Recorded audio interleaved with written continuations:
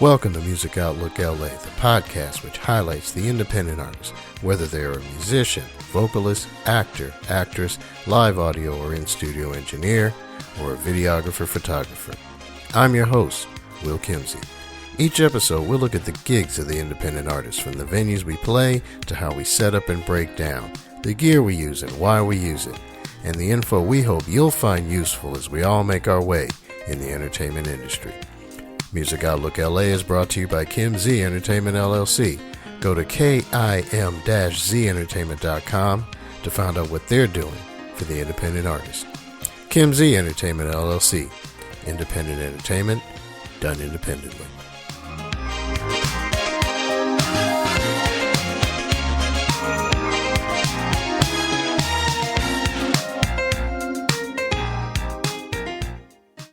My guest today is the host of the podcast Donny D's Words of Wisdom and Donny D's Soul Sundays, heard on BlogTalkRadio.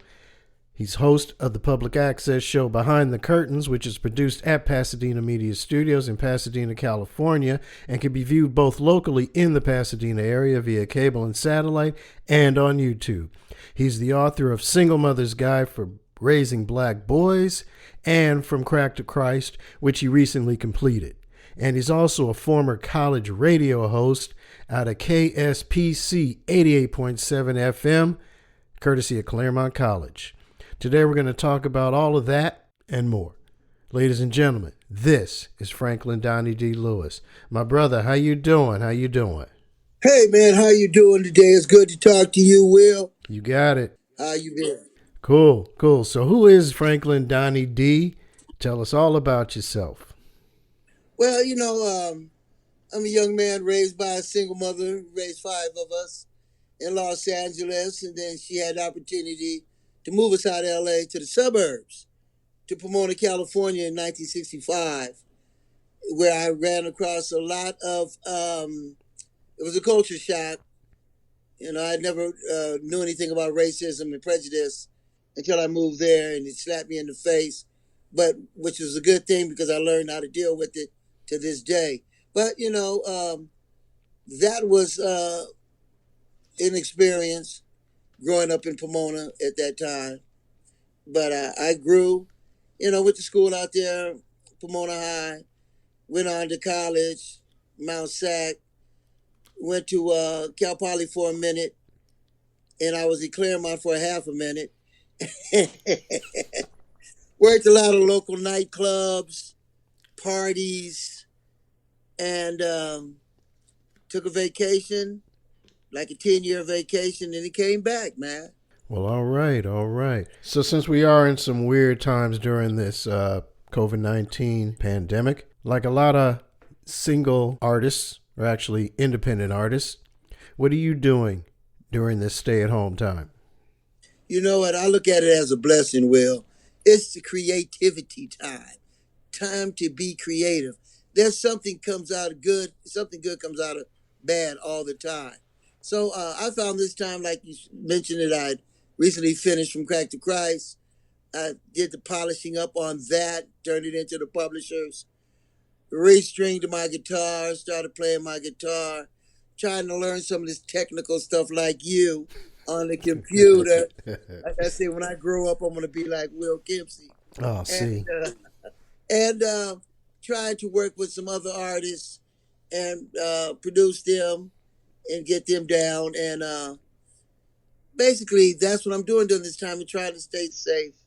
So when did you realize that you wanted to do this? The broadcasting, the hosting? Well, when we moved to Pomona, I was a big fan of KGFJ Radio, Soul Los Angeles. And when we moved to Pomona, as soon as you got to Kellogg Hill by Cal Poly, went down that hill, KGFJ disappeared. And we had no KGFJ. And we had Wolfman Jack, the mighty 1090. And I wasn't a big fan of his because he didn't play the type of soul music that I was looking for. It was all generic soul. So anyway, I said I could do that. And so I started hosting parties, started giving parties. I had a guitar amp. I had a Shure mic, plugged it into that, had a turntable, one turntable fast hands, and I started doing parties. Right. And after I got a little reputation, I started charging a quarter, 50 cents to get in. And then some places we would rent a building, charge $1, and I'd give parties, man. And like I said, I wasn't the first to do this, and probably wasn't the first on the West Coast, but I think I was one of the first to do that. And it led to a lot of different things. And now here I am, senior citizen, and still doing it. See, there you go. There you go. So let's move a little forward in regards to your broadcasting, because I know that you being a host and a broadcaster, it's a little weird for you being on the other side, on the interview chair, isn't it? Well, Will, it's like I always do it. Yeah, it's only been like the second time that a third time maybe that I have been interviewed about me.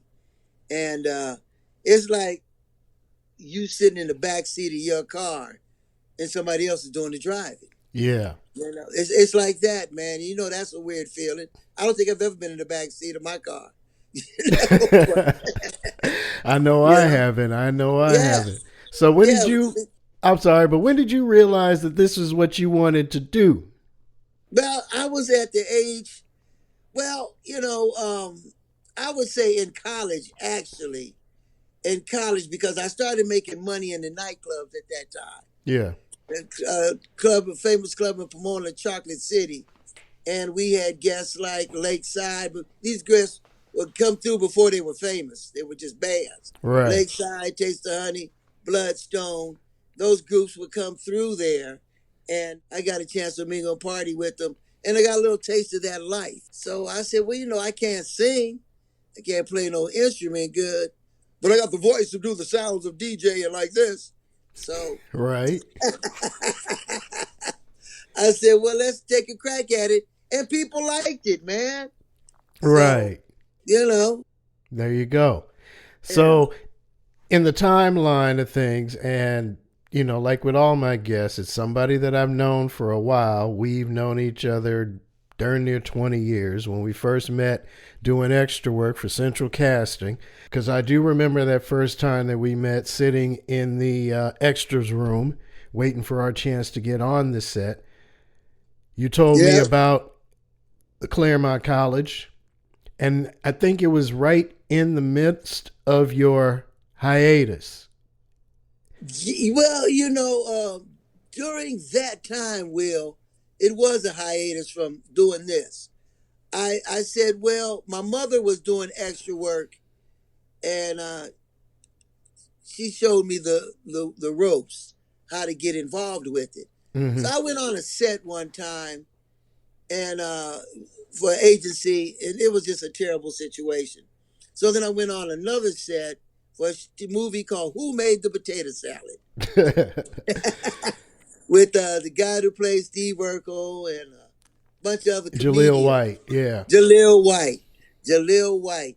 And it was directed and produced by one of my son's friends. But anyway, I'm talking to all the extras, and they said, and they asked me what agency I belonged to, and I told them, and they said, oh man, you need to go to Central Casting. So the next day I signed up with Central Casting. 3 days later, I was on the set of ER. Yeah. So I'm like, wow, this is the thing, man. You know, and, you know, did that for about 10 years. And that, of course, that's where I met you. I think we was on the set of Heroes or some show, you know. What was that? No, it was one of the cop shows. Field. Without a clue, without a trace, something like that. Cold Case. I think it might have even been Cold Case, yeah. I think it was Cold Case right off of at a school right off of Sunset by KTLA Channel 5. Yeah, because they had some, I forgot what the scene was, but that was where we met, and we were talking about your thing, and I do remember saying, well, you ought to get right back into it, because I was doing the extra work to make the extra money. It allowed me the opportunity to be able to do some music, to write and everything else, because I didn't have a band at the time. So everything was working out great. And then the writer's strike hit. Right. I remember that. And I had to reinvent things. And find another source of income. And Right. did different odd jobs in retail and everything else. But, I always made sure that I had something going on so that I could always take the time to try and cultivate my craft and everything else. So in regards to the broadcasting and everything, you have the podcasts, which are on Blog Talk Radio. And ladies and gentlemen, I will put all of that information in the show notes. But you've got Donny D's Words of Wisdom. You got Donny D's Soul Sundays. And you also have the public access TV show out of Pasadena, Behind the Curtains. And we're going to get to the TV show in just a second. But with regards to all of them, what's the most memorable guest or guests you've had, and what makes them so memorable? Well, as far as the podcasting goes, and that's a tough question, Will, because I've had so many guests from Stylistics, Blue Magic, Michael Henderson. I mean, I could just go on and on and on. But my one I'll never forget was with Billy Paul. Mm-hmm. Billy Paul. And I had that interview with Billy Paul, and he was on his way to England to tour with the Supremes, the Manhattans, and somebody else. And I had some technical difficulties at the beginning of the show. Right. And I apologized. I said, Mr. Billy Paul, I'm sorry. And he gave me some great advice that I use today. And he had that raspy voice. He sounds smooth as silk when he sings. Yeah. When he talks, he said, Donny, let me tell you, this live radio is show business. Anything can happen. Mm-hmm. He said, anything can happen. This live, just keep going. And I remember that to this day, man. Yeah, because you do your shows live. Exactly. And you use like I said, you use Blog Talk Radio. And for those of you that don't know, when you're doing a podcast, folks, you have various programs that allow you to either record it and then post it, or in Donny's case, using Blog Talk, you can record it live right then and there, which is what he does. And anything can happen, A Right. microphone can go out. You could have a bad internet connection, whatever, it could happen. And it happens, Will, and it happens. It does. It does. My shows, though, I pre-record everything. I just like to be able to have that, if you will, that control to be able to make the adjustments, to get everything right. And when I'm doing the shows, I don't stop.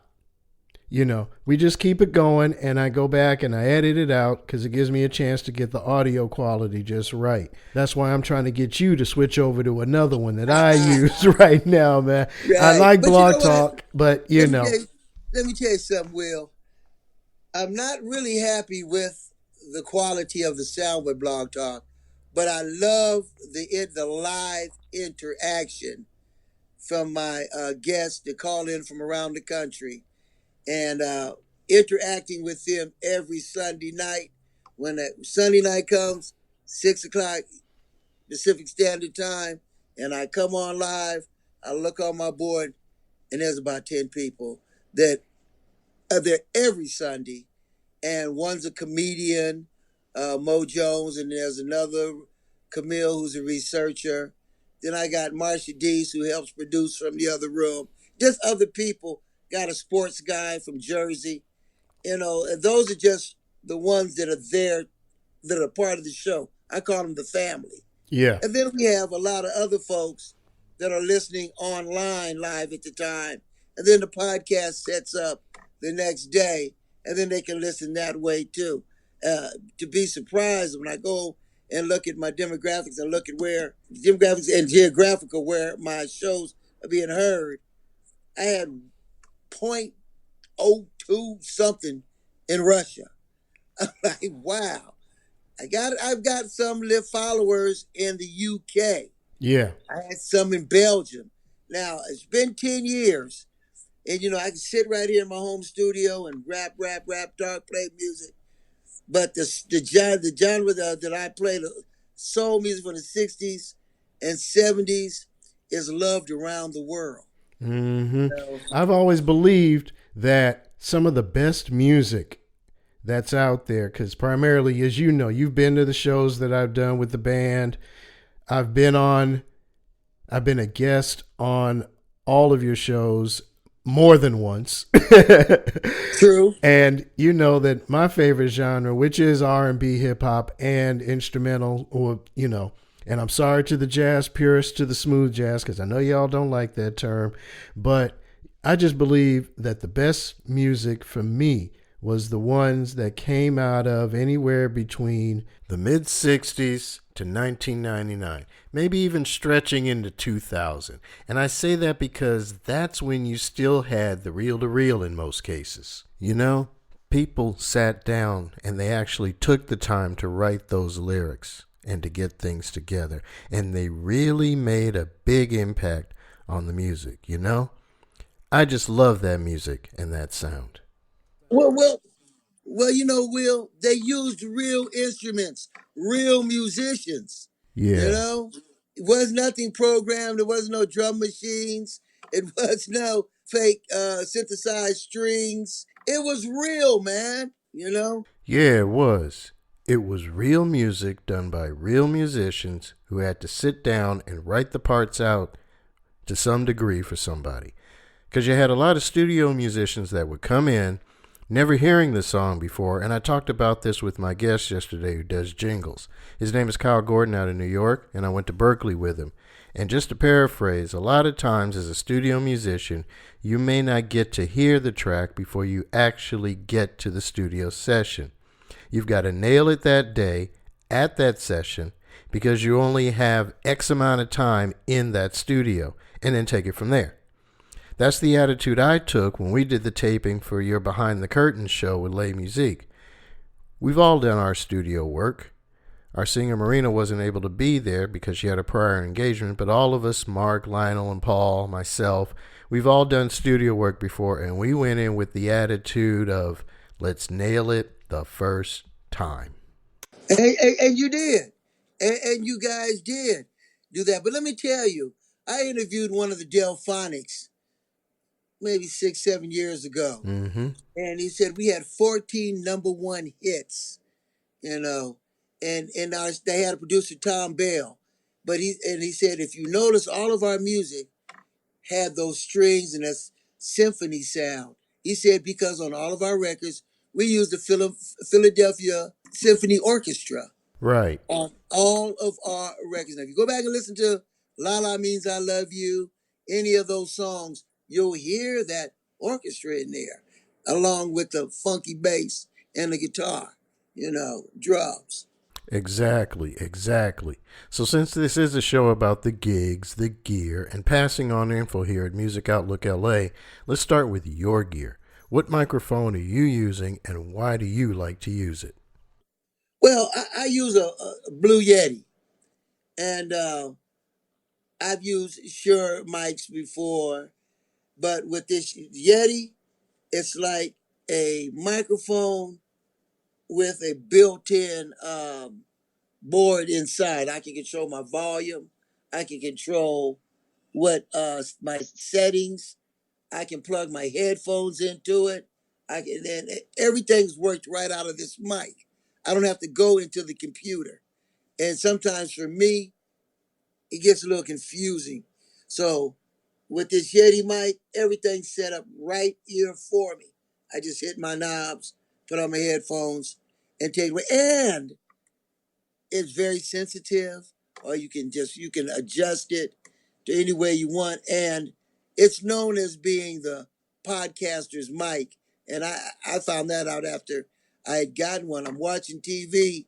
Nowadays everybody on the news is in their home studio and I've seen many of these Yeti mics right in front of the people as they're talking, man. So, I use a Yeti mic. That's my preference. Let's jump back to the Claremont College days. Okay.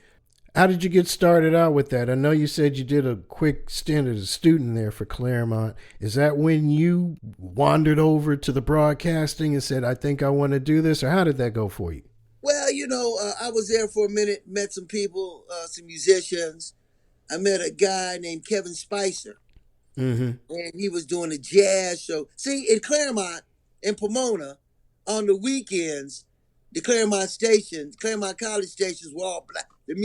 We called it Black Weekends because all they played was soul jazz and stuff like that all weekend. FM. So it was an escape. That was like in the middle 70s. But anyway, I had left my little stint up there, and I was trying to throw a band together called Galactic Funk. And it wasn't working that great. So anyway, I was listening to the station, and I heard it was Kevin Spicer doing the announcement. I called him up. I said, "Hey man, it's Donny D. Da da da.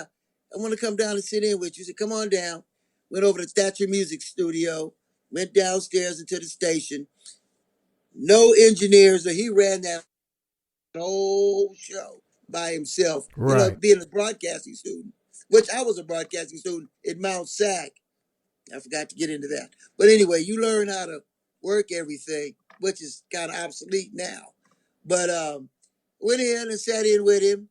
And one weekend I came in with the new album. I had a promotional copy of Marvin Gaye's I Want You. Mm-hmm. Nobody had heard I Want You around that area. We put that on and the phone started ringing and we played the whole album. And next thing I know, they was calling me to come back, come back. So like I'm sitting doing half the show. You know, there's jazz for a Sunday night at KSPC in Claremont. You're here with Donny D with the best of jazz, soul, and funk, along with Kevin Spicer sitting right here. But he was the boss, I wasn't. Right. Right. Right. So you enjoyed that experience. Sounds like it. How long did you do it? Oh, that was about 2 years, man. And but then I left there, and they, like I said, my name was getting popular, and the owner, Rick Kelly of Chocolate City in Pomona, made me an offer I couldn't refuse, and he advertised on the radio on Cute 102. I don't know if you remember that Oh yeah, station. I remember that station. So we advertised Chocolate City on Cute 102 this weekend. It'll be so and so, and with the baddest DJ from Detroit, Donny D. So I'm like, wait a minute. After we got back, I heard the commercial a couple times on the radio. I'm like, what you mean Detroit? You know. He said, well, it sounded cute, Donny D, Detroit. So it wasn't cute because I'm sitting at my DJ booth. DJs, people come up to me, yeah, man, what part of Detroit you from? Right. Right. South Side, yeah. And keep on, West Side, North Side. I ain't never been to Detroit in my life, you know. But he put my name out there. You Yeah. know, he put my name out there. So it worked because if I wanted other gigs, it's sort of like on your resume. Where'd you do this at before? Chocolate City, Papa Bill's, da da da, Donny D. Oh yeah, yeah, yeah. Baddest DJ from Detroit. So yeah, that's me. Yeah. You know, I'm not jumping all over the place, but I guess I'm going on a little bit of a tangent.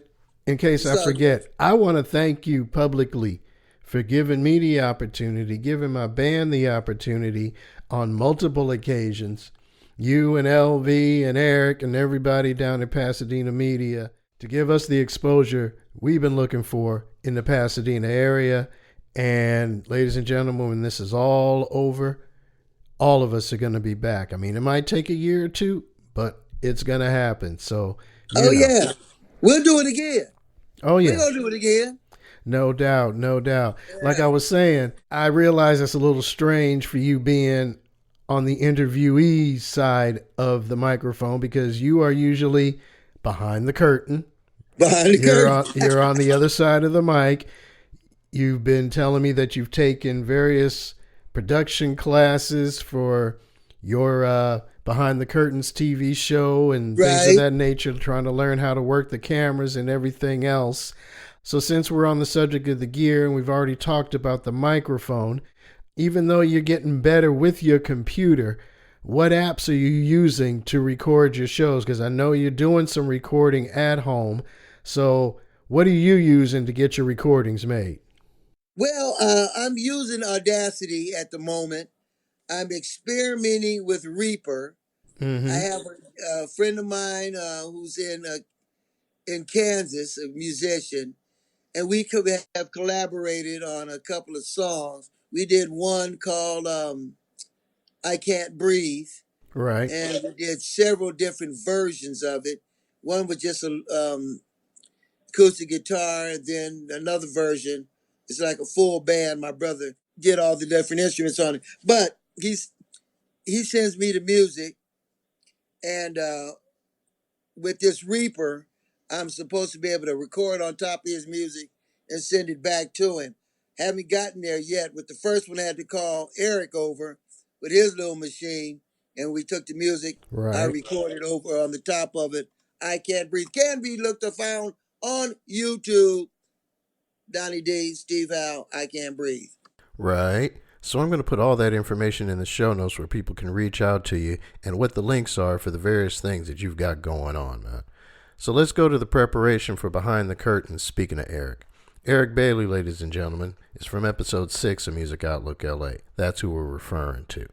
I met him at Pasadena Media, where Franklin hosts that show, Behind the Curtains, and Eric is the executive producer of that show.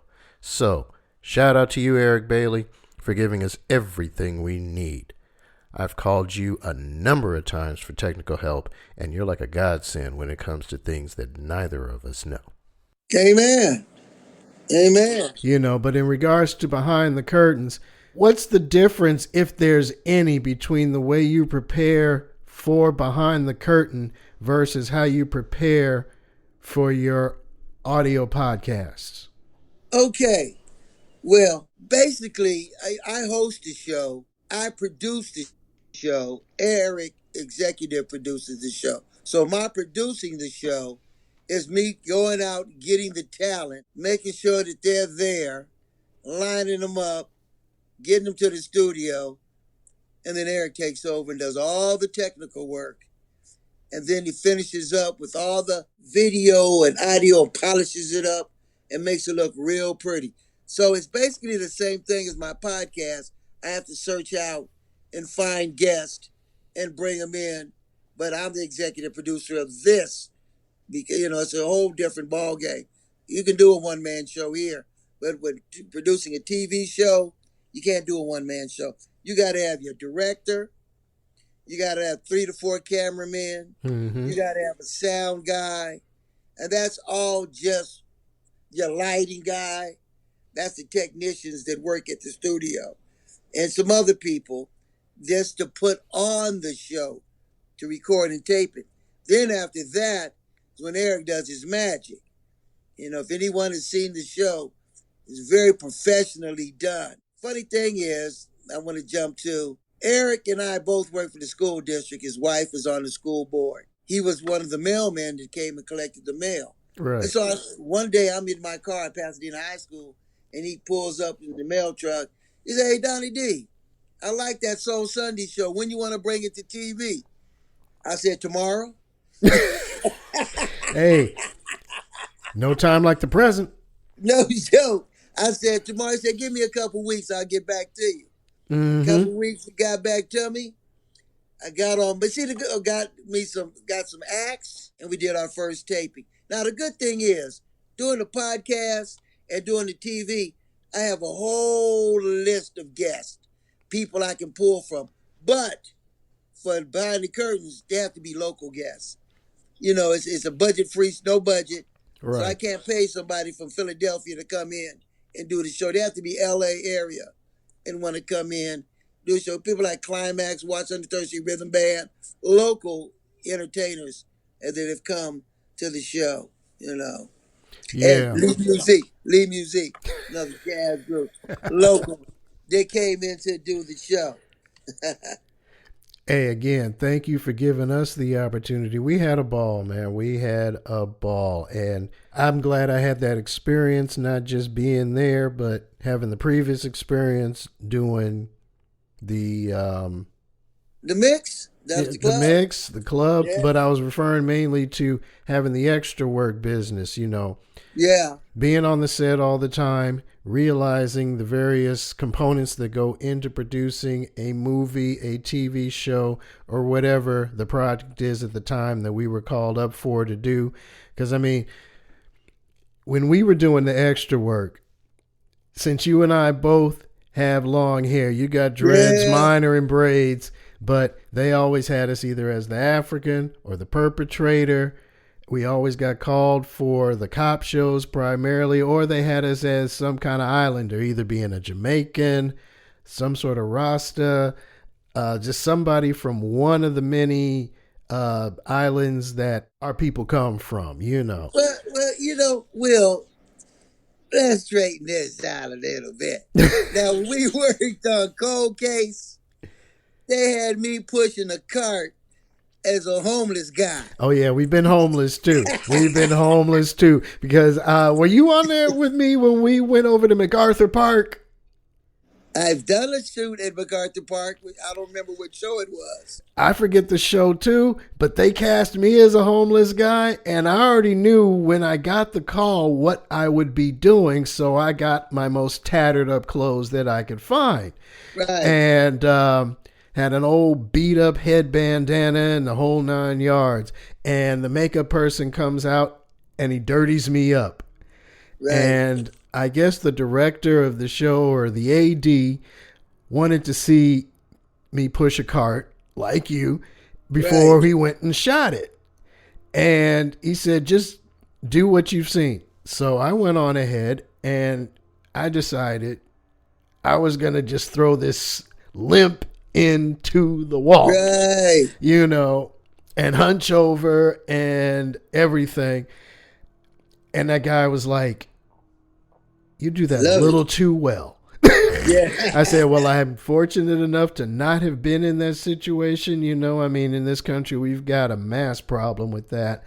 So y'all get out and vote, because without jumping on a political soapbox, things are not right now. I'm sorry, they're not. They're not. And they're not. And if we don't get out and vote, it's going to get worse, Will. It's going to get worse. We have another virus, too. We have two viruses going in this country. Mm-hmm. One of them is sitting in the White House, in my opinion. Right. You might edit that out. You might leave it in. But that's my opinion. It needs to be changed. We live in one of the most richest countries in the world, if not the richest country in the world. And as I drive through Pasadena and on the side of the freeway, it's filled with homeless people. When you're downtown LA, it's filled with homeless people. I worked on a movie called The Soloist. Yeah. Jamie Foxx and the guy that plays Iron Man, I can't think of his name right now. Robert Downey Jr. Robert Downey Jr. I worked that show 2 nights as a homeless person. We were on that set for 16 to 18 hours, downtown LA, on the streets. But the trip was, me and another extra, we got looking raggedy, like you said, and tatted up. And we sitting there talking, and some dude came across the street and looked at us and said, "You guys ain't homeless." I said, "What you talking about, man?" He said, "You ain't homeless." I said, "No, I'm one of the actors." And he got a little attitude, and I almost, went off, but I didn't. And then he said, "I can look at those expensive glasses you're wearing, that you ain't homeless." I said, "Oh, okay, brother." But it's just being real. And I got the movie showed a lot of what's going on down there, but it was a movie. Yeah. At the end of the day, we can all get out of our costumes and go home to our nice houses. There are unfortunately a lot of people who do not have it like that. So, it's a shame that we can spend so much money in other countries, taking care of them, giving tax breaks to the fat and the rich, while they're trying to take away their medical, from people right now during this pandemic when all of this disease is going on, taking your medical, overthrowing everything that Obama did or whatever. But, it's just terrible, man. You can't take medical from 20 million people right now in this situation we're in. And the problem is the people that's voting for this cat are the ones who need it. Come on now. They drank the Kool-Aid, man. There you But go. anyway, There you that go. was my spot. That was my thing, ladies. There you go. There you go. So, we jump from topic to topic, and these are real events that are taking place. This is reality. I never thought we'd be in a situation like this. I never thought that at all. And here we are. Got a pandemic. People are being hurt, to say the least. They're dying every day from not just the pandemic. They're dying every day from other illnesses before the pandemic. I mean, the list goes on and on. There's, I don't even want to get into it. We all know what's going on in the news today. I can't even watch the news half the time for all the garbage going on. The various protests out there for the various reasons. I'm glossing over it, but trust me, folks, I know what's happening out there. Donny D knows what's happening out there. We're here to try and not bring folks down. Music Outlook LA is about bringing you up, giving you that advice so that you can, especially during this time of staying at home, you can get some info out of it and maybe be able to apply it to your craft. So speaking of, I'm sorry, go ahead. No, I was just going to say, like you were saying, when you asked me at the beginning of the show, what I do during this time, we can make something positive out of this, man. We can't sit around and boo-hoo and wait for a vaccine. And, I say, wear your mask and stay safe. But there's so many things. A lot of people out of work right now, a lot of people out of school. We have time to do something. Write a book.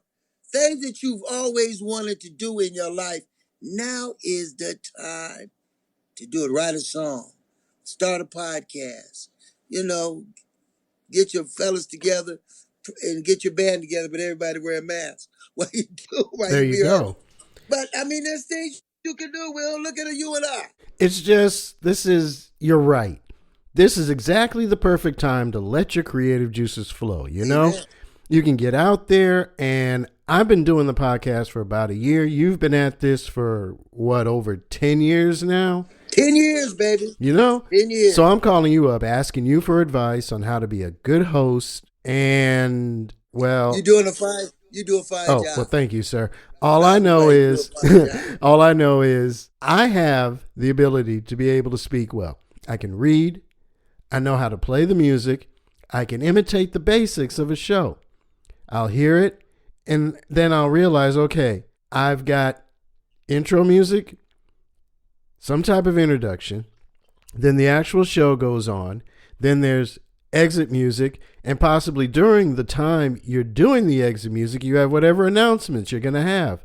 There's a time frame, and yes, there are a lot of other issues that you have to incorporate into doing, whether it be a podcast or whatever. A lot of issues. But at the same time, I can imitate what I can hear. I think that's what musicians do. My wife is doing this genetic 23andMe thing, and there's something interesting for you. Check this out. I found out that we as musicians have a gene for music. It allows us to be able to hum back, maybe not perfectly, but be able to hum back or in some sort of way imitate what we hear. And I did not know that. That's true.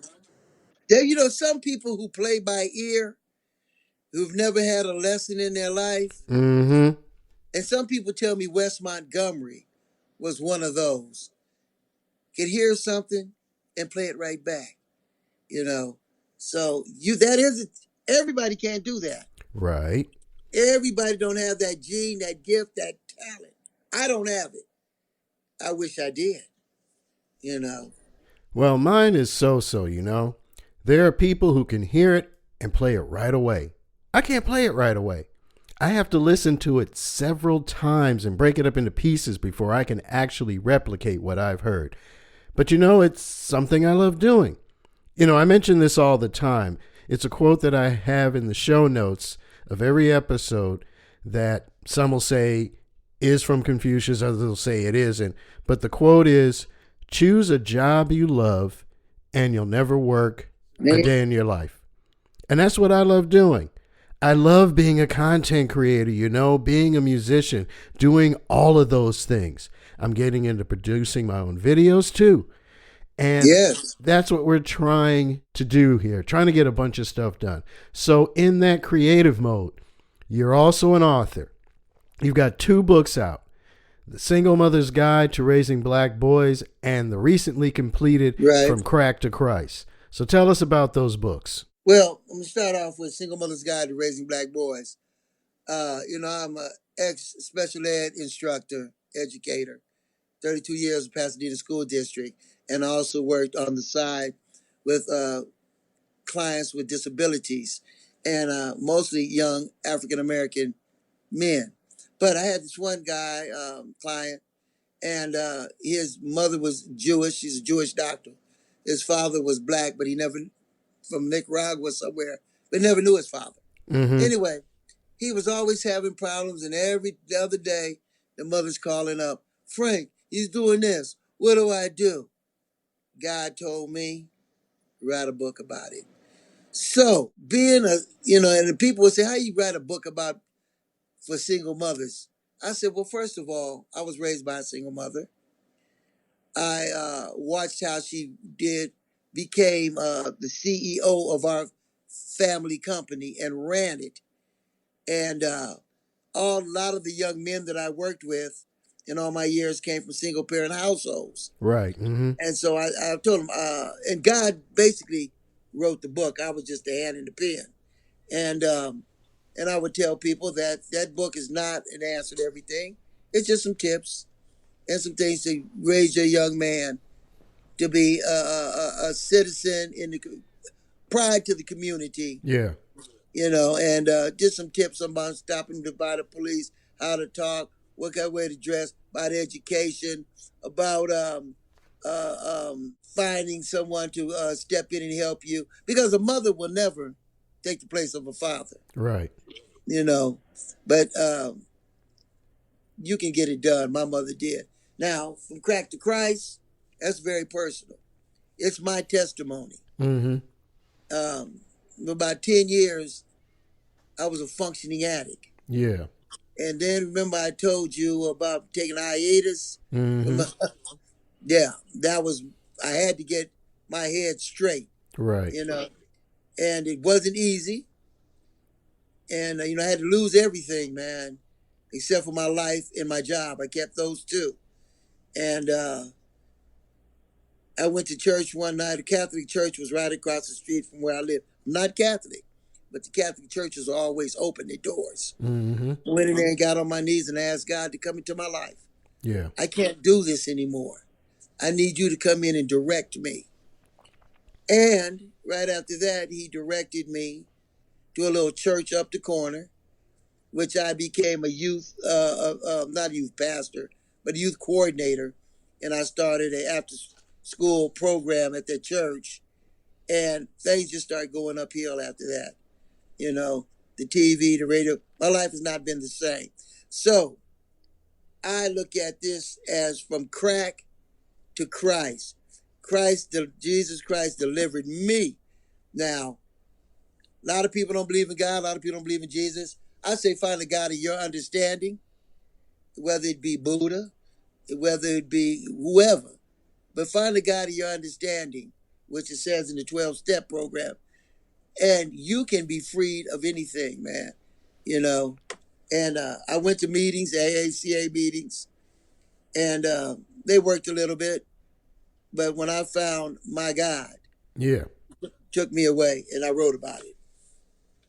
Wow. Yes, help me, Lord. All right, don't make me turn on the keyboard and start playing the Hammond organ sound, okay? All right, well, I love that sound. But you know what? This book is not for me to make $1 million. It's for those people still out there suffering. Yeah. That maybe somebody can help them out, because it's crystal meth, alcohol, All these addictions out there, man. Because I mean, it's not about. I mean, it is. I mean, it's like I said, we do what we love, and it doesn't feel like working, being content creators. But it's not about just going out there making big money. Yeah, we do want to make money at it, but we want to leave something behind that touches the heart, touches the soul, touches the spirit, with the projects that you see on TV or that you hear on the radio. These are people, and we're all content creators. We're all indie artists on some level.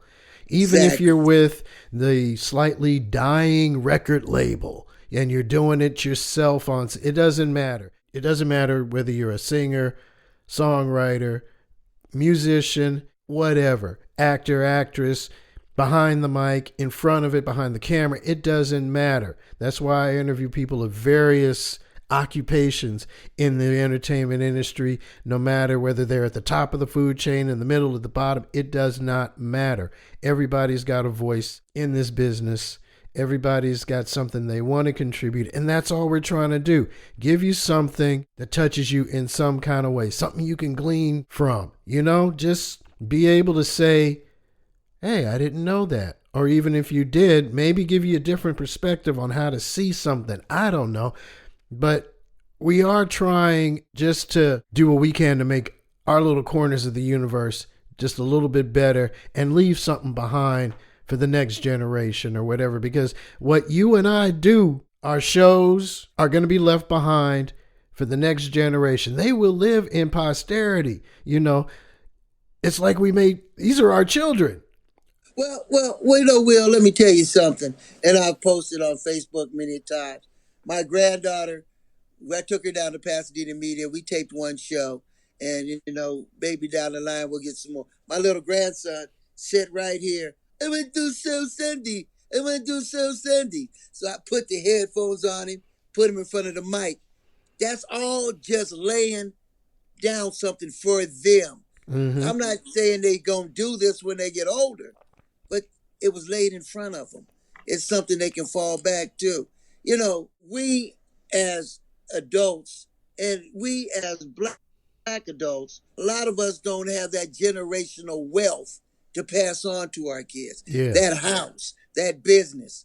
A lot of us don't have that. So we got to pass down something. I'm going to pass down my knowledge, my expertise on something, and you grab that and run with it. That's it. So in the line of advice, what advice would you like to give to the various listeners? I mean, you have guests and you've thrown out some pretty big names from the soul music of the 60s, the 70s, and the 80s and everything. So a lot of people. Yeah. What advice would you like to pass on to all the people that are not only listening, but out there? Well, my advice to people is stay consistent with whatever you're doing. Stay consistent with it. I've been doing this show for 10 years. I may have missed 4 to 5 Sundays in 10 years. People know Sunday night I'm going to be here. And if you're not consistent, you can lose and have to start all over again. So I just tell people, stay consistent in what you love doing. How do I know? Well, what are you good at? What do people tell you you're good at? And what you feel comfortable doing? Well, that's tap dancing. That's your thing. God gives us more than one talent. Mm-hmm. We got 2 or 3 different talents. Those are your keys, man. Those are your keys to success. You got to use them, and some people will say, oh man, you can't play no piano, right? Man, God, you ain't gonna never be nothing. I know you've heard that, right? Oh, yes, I have. What do you mean you're going to be a musician? There's no money to be made in that. Right. And I brought this up with the guest I interviewed yesterday. There's work at the post office. I mean, that is a common thing. And again, no disrespect to the postal workers of this country, because you guys are going through hell right now. Okay. Amen. I mean, we appreciate you. But that statement, as I pointed out to my guest yesterday, was something that our community heard a lot, because we, we had to take what we could get, And, the post office and brought people into the middle class. Yeah. People who didn't have a master's degree, a bachelor's degree, you could go to work at the post office, work your way up into the middle class. It's just like bus drivers it used to be the RTD, MTA in LA. Mm-hmm. Those cats did those jobs and moved into the middle class. Even trash men for the city of Los Angeles were making, they say the trash men in San Francisco were making more than the teachers were. Which is a shame in and of itself, because you cannot do anything without a good teacher. Well, teachers teach the world, brother. There you go. Teachers teach the doctors, the lawyers. Teachers teach the world, and lowest paid professionals on the block. You go to any school, you don't see too many men, especially black men, on campuses, because you can go into the corporate world and make more money. I mean, you can't do anything without being taught. Right, nothing. Period. You cannot go to the bathroom without somebody showing you as a kid how to go pee-pee. That's called potty training. So exactly, training. You have to be taught everything. Right. Just on a side note soapbox thing, we need to get some of these political science professors to get up here and teach a few things. But I'm going to leave that one alone, because let's leave that one alone, Will. Let's leave that one alone. Because we are here to enlighten, we are here to inspire, and enlighten. That's it.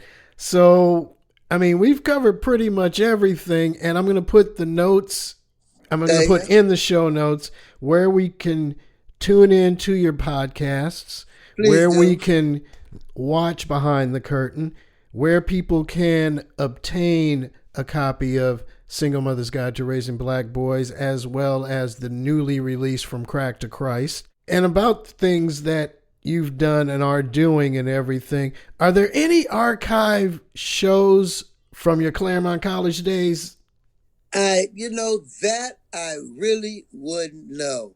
I would love to be able to find some jazz for a Sunday night. I don't know if they were taping those shows or what. I might have to take a trip to the Claremont College's Thatcher Music Building and see what they got in the archives, and maybe I can find me some me. But hey, I'd like to hear it. I know that much. Well, you know what? It was a whole different setting. It was new for me. And at the time, I tried to sound very professional, try to sound like the guys on 105 back in the day, the KBCA, the jazz station in Los Angeles. Right. Yeah, well, we did have that in Pomona.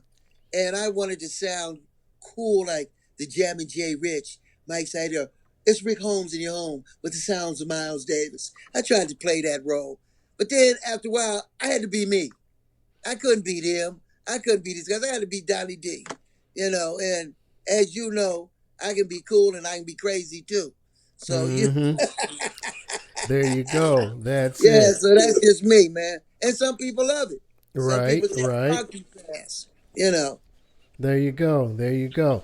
So we're winding down to the last one, and Donny D, I ask everybody this one last question: what's in your car?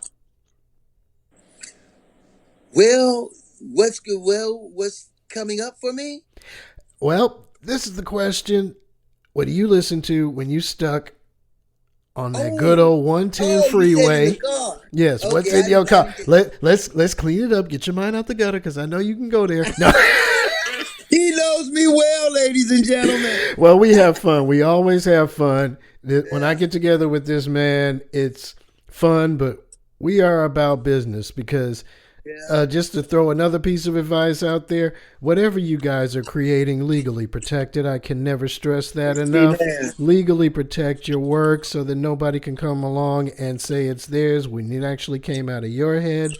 I mean, Right. if you're a content creator and you are taking anywhere from 5 minutes to 5 years to do something, isn't it worth protecting? Amen. But what's in Amen. your car? What do you listen to when you're stuck on the 10 East or the 110 going back into Pasadena area or whichever one of the streets or freeways? Because you are all over the place. Yeah, amen to amen. Okay, I'm gonna tell you the truth, Will. I go straight to Apple Podcasts Right. and I pull up this show called Donny D Soul Sundays. So you're in the car reviewing your own But I stuff. have to review to see how my vocals came out and see where if there was mistakes. But then I like the music that I play. Yeah. You know what I'm saying? So So who do I you listen to play? my show. That's me. Yeah. But then I have Spotify and Apple Music in my car, and there's different artists that I'll pick out. I go way back into avant-garde jazz, into um, R&B, gospel, blues, funk. It just depends. But if you jump in my car and you turn it on, it's gonna be on Donny D Soul Sundays. Bottom line. There you go. There you go. So then I guess I'll even be more specific. Aside from Donny D, what do you listen to musically? What are It's a some of your toss favorite up. artists? Well, I like to listen to some Marvin Sapp on Ranch Allen on the gospel side. Mm-hmm. Uh, Shirley Caesar. Um, the Canton Spirituals. Then I'll jump over to some Whispers, Temptations, Earth, Wind, and Fire You can never is go my number wrong with one. the elements. No, Earth, Wind, and Fire. So and I might go into some Tupac and some Ice Cube. Right. Just depends on the feeling, brother. I was riding through a parking lot at the market the other day, and I pulled up some Nipsey Hussle, and I really wasn't hip to Nipsey Hussle till he died. Yeah. And he's got him and some other guys got this song called F Donald Trump. So, so I go through the parking lot and I put it on and I'm turning it up loud, and the people are looking at me, and I'm going through the parking lot, and one dude threw up his hand, yeah, Donald Trump. Mm-hmm. So I mean, Nipsey Hussle, come on, I'm 66 years old. I remember Nipsey Russell. Remember there was a cat named Nipsey Russell. Yeah, the comedian. Yeah, but this cat Nipsey Hussle, he was bigger than I knew about. His funeral was on TV. There you But go. he did a lot of good things in the community. From what I understand, he was a Crip, and then he went from that and started businesses and helped other people start businesses. And then he was hooked up with Dr. Sebi, if you know about Dr. Sebi. And then he got taken out, just like Dr. Sebi did. But that's another story, another show. That is. Yeah. Donny D, I want to thank you so much for being a guest on Music Outlook LA. I hope you had a good time. I had a good time, a great time, putting you on the spot as you've done to me on many an occasion. I owed you this. I get you back, brother. When I get my TV show back, you'll be there. Oh, I'll be there. I'll be there with bells on, whistles blowing, and Yeah. I'll bring the fellas and the ladies, my wife and my lead singer. We will all be there, and we will make it happen and create more and more content for your listening pleasure. Well, let me just say this one thing before we go. The best thing that ever happened to me, ladies and gentlemen, was doing that background TV work. It wasn't maybe getting a voucher and maybe having 2 words. It wasn't walking across the camera or being able to go home and see myself on TV and somebody say, hey, Mr. Lewis, I saw you. Best thing that happened to me was meeting this brother right here, Will Kempsey. And like I tell people, I met him back then, and we're going to be hooked for life. It was not, it's a friendship. Yep. And we just happen to have this music thing in common. But in that room, we got to talking, And I knew that's a real brother right there. And here we are today, Will. Doing it 10 years later, still, you and me, man. You and me. Yeah, 10 years from now, you never know where we're going to be. But it's going to be somewhere good. Well, I saw years ago, I think was it ABC News?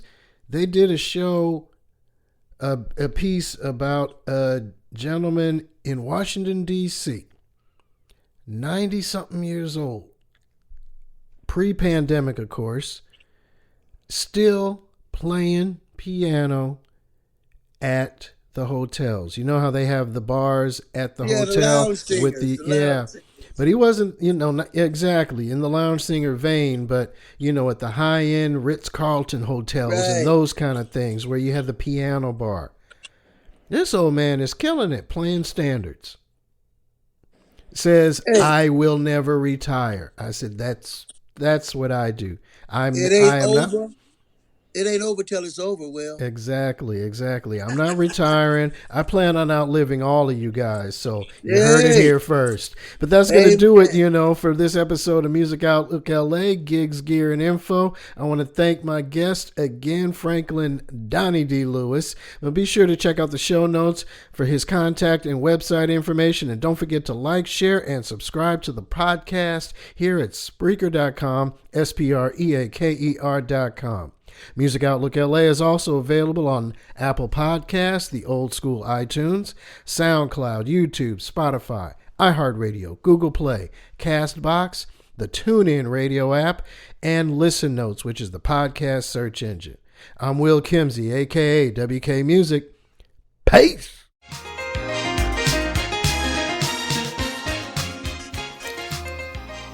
This podcast is both brought to you and produced by Kimsey Entertainment LLC. Music Outlook LA is a copyrighted broadcast of Kimsey Entertainment LLC. The views and opinions expressed on this show are not necessarily those of Will Kimsey or Kimsey Entertainment LLC.